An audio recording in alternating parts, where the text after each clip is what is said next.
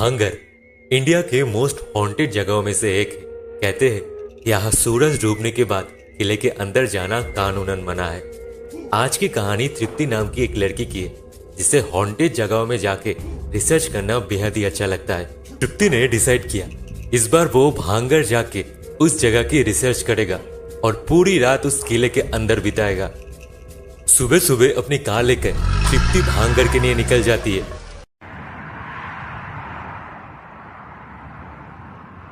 और रात के 10 बजे तृप्ति भांगर पहुंच जाती है।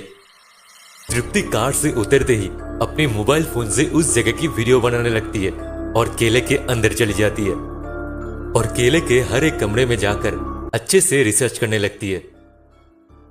तभी तृप्ति को एक कमरे से किसी की बात करने की आवाज सुनाई दिया। तृप्ति ने जोर से बोला, कौन है?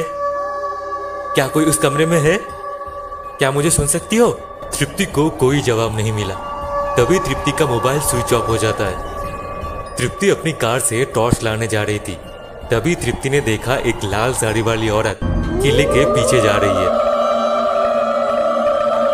तृप्ति उस औरत को फॉलो करते करते किले के पीछे चले गई। देखते ही देखते तृप्ति की आंखों के सामने वो औरत कहीं गायब हो गई।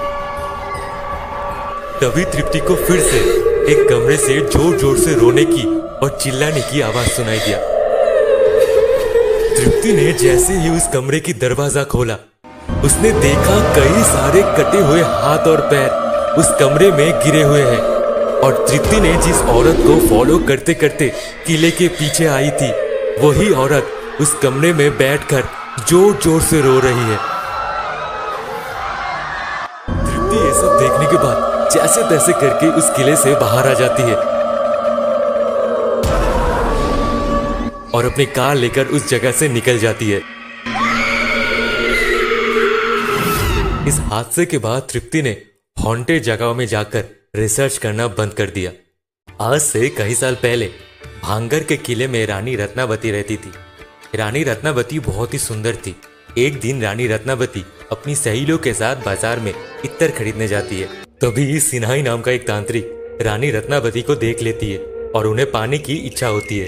तांत्रिक ने काला जादू करके रानी के इत्र के बोतल में मिला दिया ताकि जब भी रानी रत्नावती उस इत्र को लगाए तांत्रिक के पास चला आए। यह बात जब रानी रत्नावती को पता चली तो रानी रत्नावती ने उस बोतल को फेंक दिया। वो इत्र का बोतल एक बड़े से पत्थर में जाके टकराया और वही टूट गया। काला जादू होने की वजह से वो पत्थर जाके तांत्रिक के ऊपर गिर गया और तांत्रिक वही मर गया। तांत्रिक मरते मरते पूरे भांगर को श्राप दे दिया, जो कोई भी भांगर में निवास करेगा वो सब मर जाएंगे और भांगर पूरा खंडर में बदल जाएगा।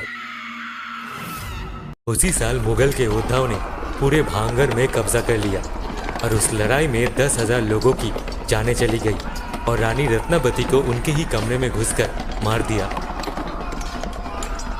और तब से रानी रत्नावती और कई बच्चे और औरत की आत्मा अभी भी भांगर के किले में भटक रही है। दोस्तों, अगर आपको ये कहानी अच्छी लगी तो वीडियो को एक लाइक एंड चैनल को सब्सक्राइब कर लेना। मिलते हैं अगले एपिसोड में।